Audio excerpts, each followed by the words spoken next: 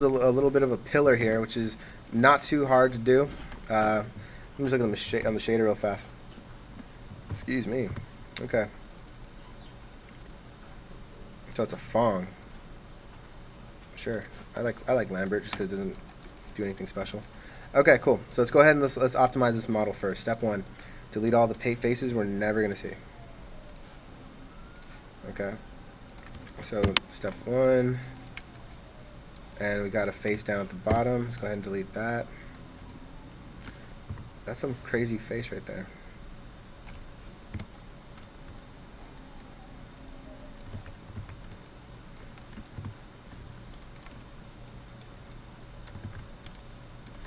Actually, you know what? Here's what I'm going to do really fast.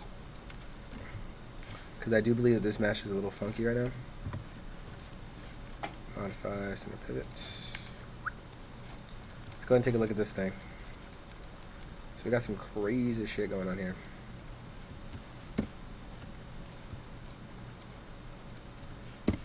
Okay. So here's what's going to happen. I'm going to grab. Based on like the what I saw in the reference I had. Weird curves in it. Let's go to mesh. Let's go to edit mesh. I'm sorry. Shift, merge verts, merge vertices to center. Okay. Two faces, check. Alright, cool. So here's what's going to happen.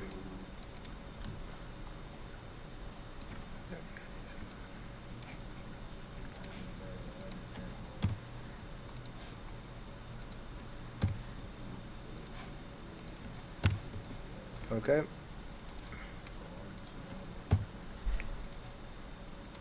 Alright, there we go. That's a little cleaner.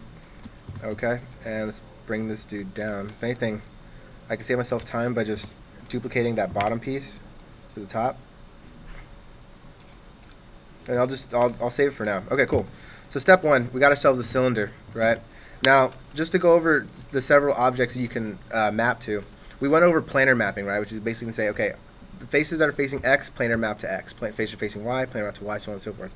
Every once in a while, though, you're going to get a cylindrical object, and there is such a process for that. Just go to cylindrical mapping, okay? And let's go into the for view for just a second. And you'll see really quickly that we've now adjusted these UVs along the cylinder, right? So let's go ahead and apply a checks pattern to this just so you can see how that's working. Okay?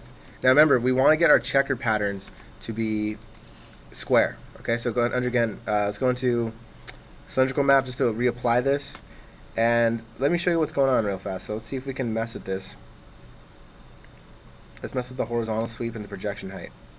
Okay, and the attribute editor. Let's go to 2. That was looking pretty good. Alright, 2 is not too bad. Let's go to 1.5.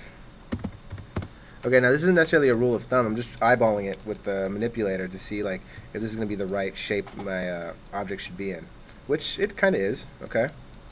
Now, with that said, let's grab these edges, edge ring, and control right click to faces, control right click row selection, hit G one more time. Okay, cool. And in the UV editor, okay, so check it out. So really fast, I might be losing some of you guys really fast, but basically just know that in Maya, you know, basically these two views work together, okay? In the right-hand view in the UV texture editor, before I continue, you're only allowed to mess with the UVs, okay? So you must switch to right-click UVs and grab all this stuff, and that way, in order for you to move it, okay? So I mean, you can select faces individually, right? But you can't move them. Now, what you can do is you can say, in the right-hand view, control right-click to UVs, and now I'm affecting the UVs of that shape. But watch, let's show you what happens if I do that.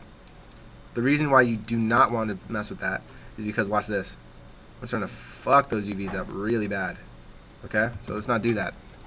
So ideally, you want to mess with these groups of UVs, which I like to call islands. Okay. Now, luckily, this object is pretty simple, so it's all basically one island. Okay. So let's go ahead and adjust this really fast, because I'm looking at right here, these cubes, at least in this section, are looking to me like they're a little too stretched, unlike these, which are relatively cube. So let's go to control right click, edge ring, control right click to faces, and again control right click, row selection, hit G, do it again, G one more time. Now watch this. Now control right click to UV. So I now have those guys selected. So I selected them I selected the faces in the left hand screen on the perspective view, but now I'm adjusting the UVs of those objects in the UV texture editor. And let's see what I can pull. Let's see if I can scale that up. Actually, take that back. I'm also going to grab the UVs of this object over here, and I'm going to actually check this out. Watch this. Now, just to show you some of the UV tools that you have, one of my favorites is the separate UVs. So I'm grabbing them all. Oops, sorry. What? Hold on. Whoa, let's try this again. Okay.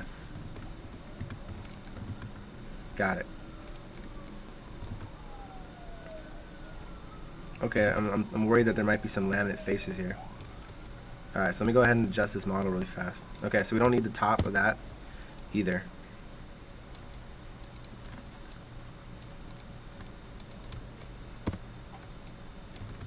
Okay, so far so good. Screw it, you know what? It's just a poll, not that big a deal. We're just going to leave it like that.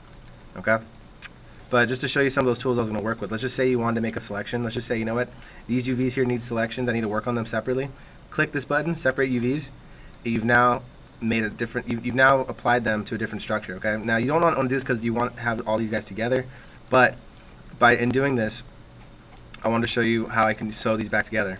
So grabbing all along the edges above, you can see that that there's an orange glow on these edges here and here, and what they're basically saying is, oh hey, this edge is being shared along these UVs. So watch what happens if you hit move and sew. It sews it back together for you, but the only problem is now we have two separate islands still because of the cut. See that? So what we need to do is we need to sew all these guys together, okay? And hit this little move and sew button. And again, you can go to polygons. All these same little buttons up here are available in the polygons over here. So move and sew UV edges, and now we have one island back together again. Great. Okay.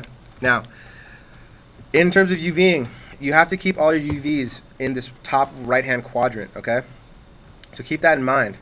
So I'm actually going to looks like I gotta move and sew those UV edges there too.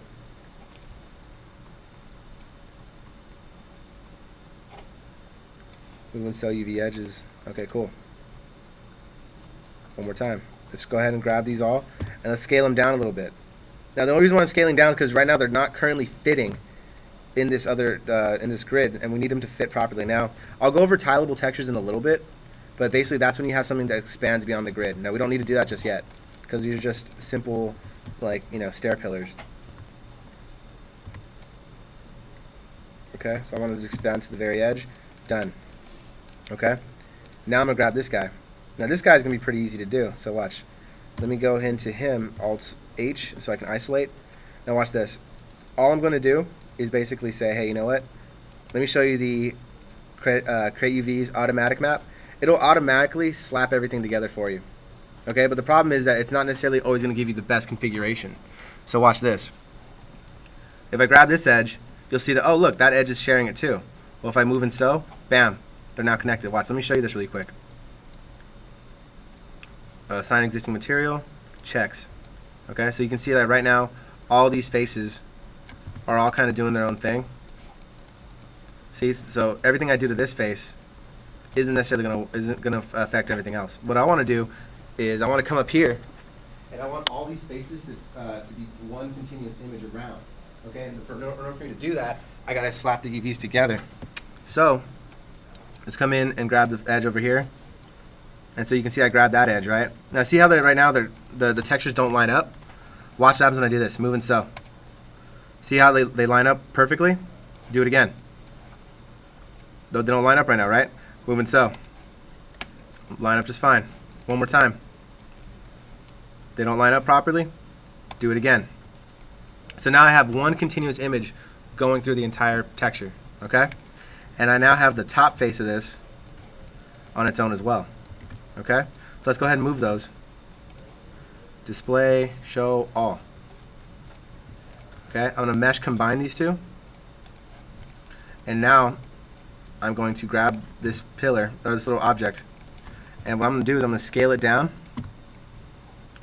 so it can all fit in one piece. So I'm getting the maximum resolution. And this guy will just need to be shrunk down just a little bit more. And there you go. I've now made them all fit perfectly. So you see what I was saying, how like you got to play Mama Bear? Like you got to make sure all these little individual islands of UVs have to fit within the quadrants, and you got to shrink them all down a little bit so they can all get a little bit of space. Okay? And there you go. That object is completely UV'd and ready to be textured immediately. Okay?